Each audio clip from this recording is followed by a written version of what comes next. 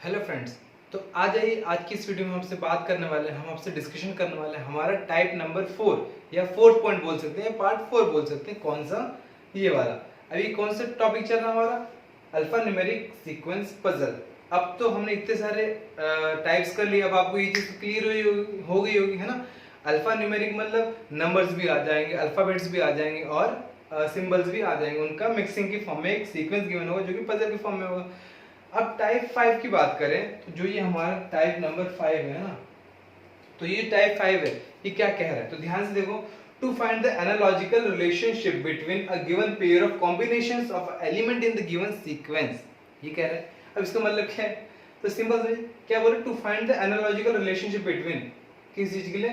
जो given pair of combination में given होंगे उसके बीच के analogical relationship.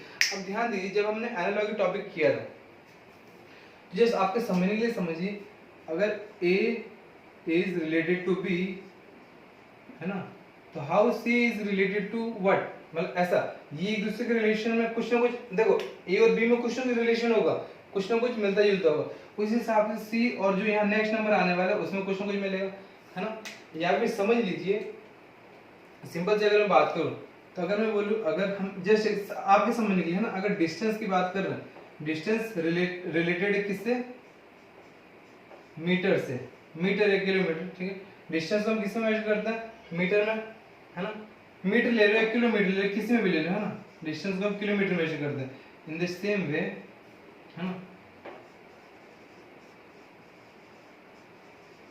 Temperature is related to, अगर ये रिलेशन बन रहा है डिस्टेंस और किलोमीटर का, डिस्टेंस, अब आपको खुद को समझ, देखो ये क्वेश्चन नहीं गिवन हो, आपको खुद में समझना होगा कि क्या बता रहा है। तो डिस्टेंस को मेजर करते हैं किलोमीटर या मीटर, इन सब में।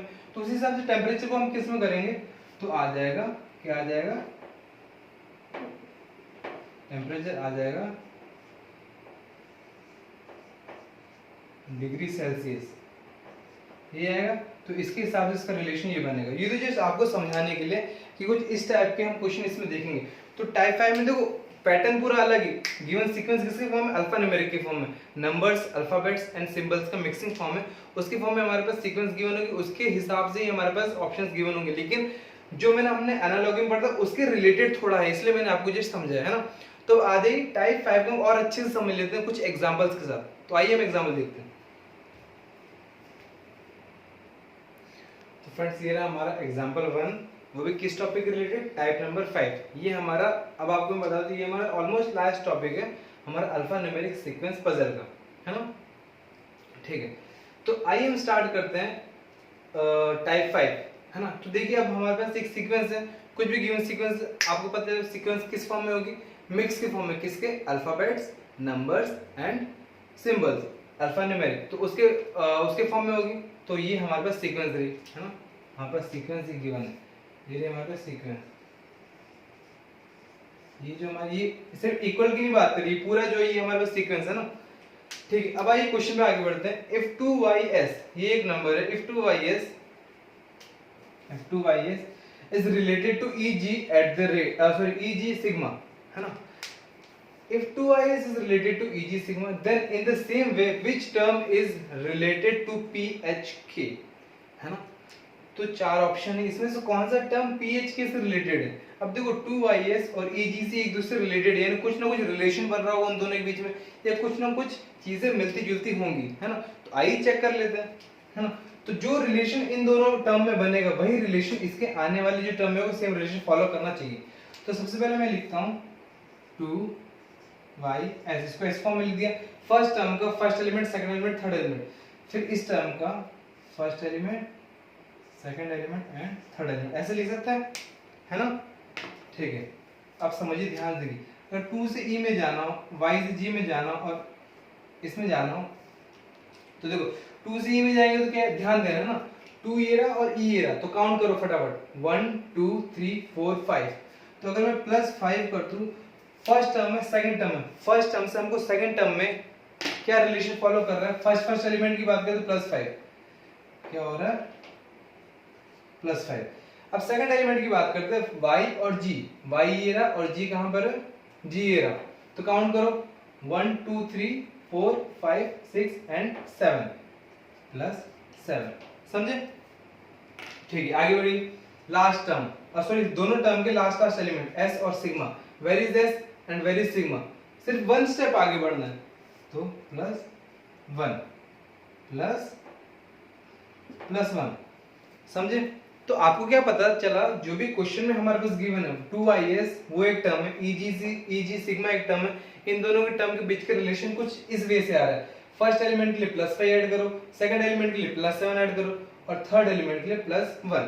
तब आ जाइए हमारे पास क्या क्वेश्चन है, हमारे पास है हमारा PHK, तो मैं यहाँ पर उसको सॉल्व कर रहा हूँ PH and last term K।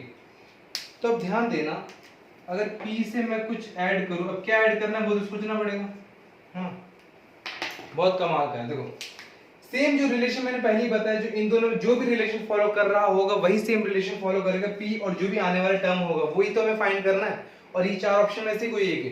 तो देखो यहाँ रिलेशन देखो, फर्स्ट एलिमेंट की क्या +5, तो यहाँ पर हम करेंगे +5 क्योंकि रिलेशन सेम फॉलो कर रहा है। सेकंड एलिमेंट के लिए +7, सेकंड एलिमेंट के लिए +7 और फाइनली थर्ड एलिमेंट के लिए +1। तो अब आ जाइए देख लेते हैं, सबसे पहले P हमारा एलिमेंट का है, P है, उसमें +5 कर दो, 1 2 3 4 5, तो हमारा आएगा at the rate, first element आगे जो हमारा आंसर चाहिए। H में +7 करो, वेयर इज H, H ये रहा, +7 करो, 1 2 3 4 5 6 एंड देन 7, W आएगा, तो सेकंड एलिमेंट आ गया W हमारे आंसर का जो भी टर्म आने वाला है। K फाइनली K में 1 ऐड करना है, K में 1 ऐड कर दोगे तो L आएगा, है ना, क्या आएगा, सॉरी आएगा L।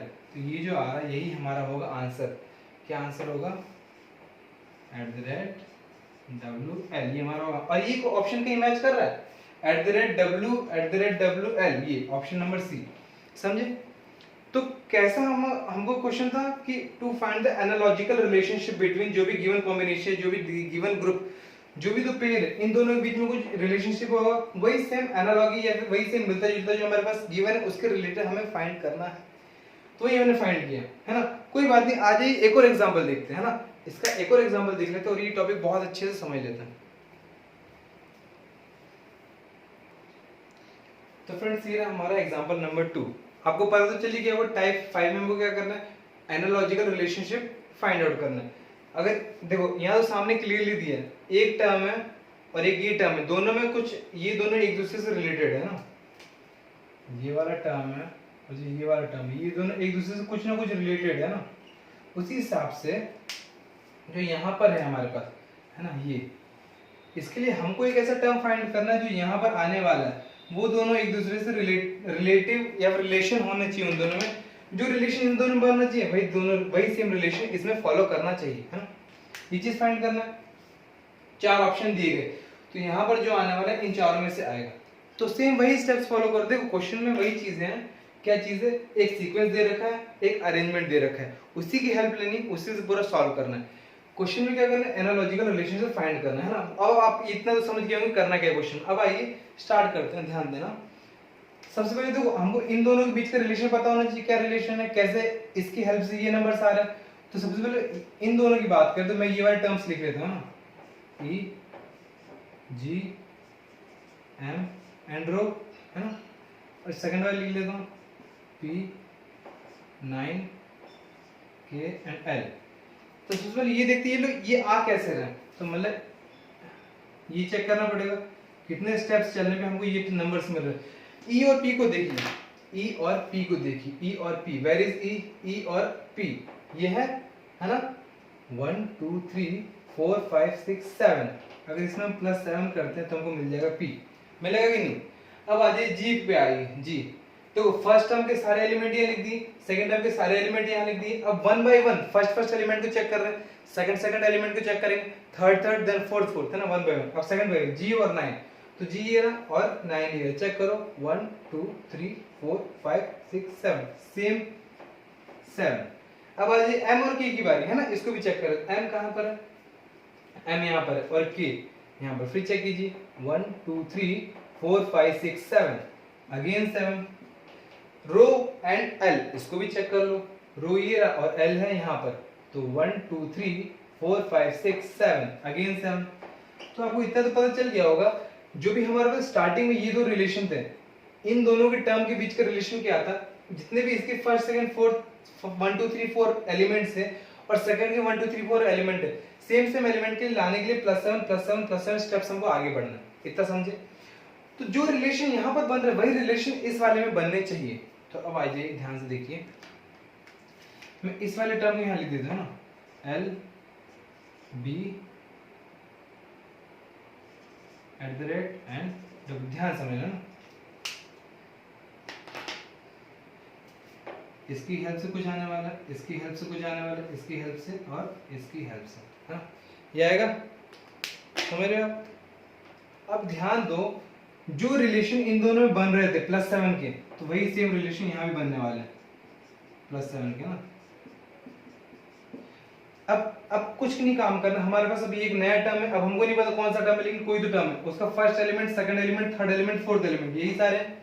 उनमें +7 ऐड कर दो और देखो क्या आता है, और वही हमारा आंसर होगा। एल कहां पर है? Where is L? इसमें +7 ऐड कर दो तो 1 2 3 4 5 6 एंड 7 हैच, है ना। तो हमारा फर्स्ट एलिमेंट आ रहा है हैच। बी क्या है? ओके, एक और चीज सबसे ध्यान देना, ये बी नहीं है ना, ये बी नहीं, ये बीटा है, कंफ्यूजन ना हो, है ना। हो सकता है बी और बीटा ऑलमोस्ट लगभग सेम, ये बीटा है ना हमारा, ये हमारा बीटा है, ठीक है। तो बी बीटा में अब क्या करेंगे, बीटा में 7 ऐड करो तो 1 2 3 4 5 6 एंड 7 आएगा सी। एट द रेट आ जाओ, नया next element at the rate, तो एट द रेट में 7 ऐड कर दो 1 2 3 4 5 6 एंड देन 7 आ जाएगा डी, है ना, आएगा कि नहीं। अब लास्ट टर्म जो बचा, लास्ट एलिमेंट बचा डब्ल्यू, डब्ल्यू में भी 7 ऐड करने हैं, डब्ल्यू ये रहा 1 2 3 4 5 6 एंड 7, तो सी, ये आएगा, है ना। तो हमारा नया टर्म क्या बन गया, एच सी डी, और ये हमारा, देखो जो रिलेशन इन दोनों में फॉलो कर रहे थे वही इसमें फॉलो करनी चाहिए, आपको देख ही रहा कर रहा है, उसके हिसाब से हमारा न्यू टर्म ये आने वाला है। अब देखिए ये ऑप्शन गेम है, H C D C, H वाले 2, सी डी 3 नहीं, ये वाला ऑप्शन बी इज करेक्ट। आपको समझ में आया? देखो फिर से मैं वही बोलूंगा, ये सारे जितने भी टॉपिक्स है, रीजनिंग के किसी और सब्जेक्ट के कोई भी टॉपिक, सभी टॉपिक्स बहुत सिंपल होते हैं, बहुत आसान होते हैं, कुछ समझ सकते हैं, कुछ कॉम्प्लिकेशंस भी हो सकता है, लेकिन आपको एक ही काम करना, आपका माइंड स्टिक रखना है, वहीं पर कंसंट्रेट करना है और शांत दिमाग से समझना है। समझे आप कैसे क्वेश्चंस आ रहे हैं? अल्फा न्यूमेरिक सीक्वेंस पजल, ये जो हमारा पूरा टॉपिक्स था, टोटल 5 पॉइंट्स हमने स्टार्टिंग के इंट्रोडक्शन में देखे थे कि वह उसके बेसिस पर हमारे पास क्वेश्चंस बनेंगे। जब अब आप चाहे उसको 5 पॉइंट ले लीजिए, 5 टाइप्स ले लीजिए, 5 पार्ट ले लीजिए, लेकिन आपको टॉपिक अच्छे से कुछ भी कर रही है, लेकिन आपको टॉपिक समझ में आना चाहिए, आपका कॉन्सेप्ट क्लियर होना चाहिए। तो मैं समझता हूँ शायद आपको समझ में आया होगा, है ना। बहुत सिंपल सा फंडा है, फोकस रहिए खाली, है ना। तो आज की इस वीडियो में बस हम इतनी बातें करेंगे ना, अपने आने वाली नेक्स्ट वीडियो में कुछ नए टॉपिक्स लेंगे, उन्हें पढ़ेंगे, उन्हें समझेंगे। अगर आपको कुछ भी डाउट हो, कुछ भी क्वेश्चन हो, तो कमेंट सेक्शन में कमेंट कीजिए। तब तक के लिए सेफ रहिए, हेल्दी रहिए, फिट रहिए। मिलते हैं आपसे अपने नेक्स्ट वीडियो में, तब तक के लिए गुड बाय।